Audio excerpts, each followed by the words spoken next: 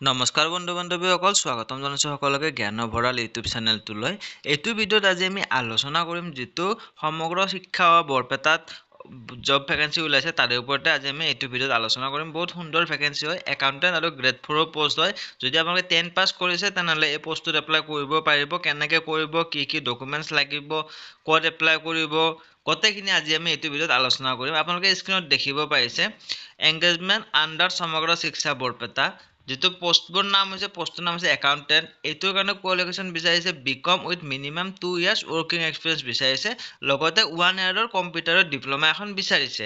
আৰু এইটো যিটো চেলেৰি হৈছে, চেলেৰি দিয়া হ'ব 14,000 টকাৰ পৰা 49,000 টকালৈকে, আৰু গ্ৰেড পে দিয়া হ'ব 8,000 টকা। আৰু টোটেল ভেকেঞ্চি হৈছে এটা, আৰু এইটোত আপোনালোকৰ পষ্টিং দিব district mission office SS Barpeta. Next vacancy হৈছে গ্ৰেড 4 মিনিমাম HSLC পাছ।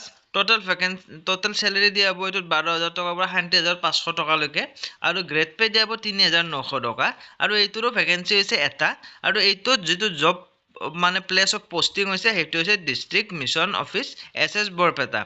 এইখিনি আছিলে আপোনালোকৰ জবৰ ডিটেইলছ। নেক্সট আপোনালোকৰ ডকুমেণ্টছ কি লাগিব, কেনেকৈ এপ্লাই কৰিব সেইখিনি মই কৈ দিছোঁ। চাওক, আপোনালোকে নেক্সট পইণ্টটোত দেখিব পাইছে application in plain paper stating clearly name of the post. যিটো আছে পোষ্টৰ নাম দিব, নেম অফ দ্য এপ্লিকেণ্ট দিব, পাৰ্মানেণ্ট এড্ৰেছ লিখিব, এড্ৰেছ অফ দ্য কমিউনিকেশ্যন লিখিব, কণ্টেক্ট নাম্বাৰ লিখিব, আৰু এজ লিখিব, এডুকেশ্যনেল কোৱালিফিকেশ্যন লিখিব, আদাৰ কোৱালিফিকেশ্যন, কম্পিউটাৰ ডিপ্ল'মা যদি আছে ডিপ্ল'মাখন লাগিব, ৱৰ্কিং এক্সপিৰিয়েঞ্চ বিচাৰিছে, 1 copy of self attested passport size recent photograph, আৰু গোটেইখিনি যিখিনি টেষ্টিমনিয়েল বা চাৰ্টিফিকেটখিনি আছে সেই গোটেইখিনিয়ে জেৰক্স কৰি সেইখিনিৰ চেল্ফ এটাষ্টেড কৰি আপোনালোকে যিটো স্ক্ৰীণত দেখিব পাৰিছে, এয়া অফিচটোত এইটো দেখিব পাৰিছে স্ক্ৰীণত। আপোনালোকে চাই লওক এড্ৰেছটো, office of the district mission coordinator সমগ্ৰ শিক্ষা বৰপেটা। এইটো এড্ৰেছত আপোনালোকে 18 মাৰ্চৰ আগতে নিজৰ ডকুমেণ্টছখিনি পঠিয়াব লাগিব। তো এনেদৰে আপোনালোকে এইটো অফলাইন এপ্লাই কৰিব লাগিব, পষ্টেল যোগে বা তাত গৈ জমা দিব পাৰিব, নতুবা পষ্টেল যোগে পঠিয়াব লাগিব।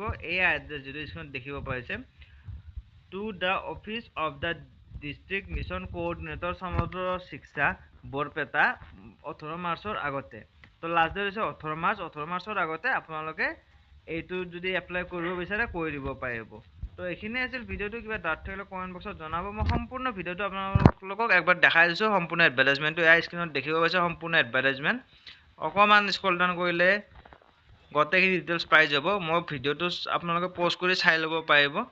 সুন্দৰ ভেকেঞ্চি হয়, এপ্লাইও ইজিলি কৰিব পাৰিব, অফলাইন এপ্লাই। কিবা ডাউট থাকিলে কমেণ্ট বক্সত জনাব। ধন্যবাদ।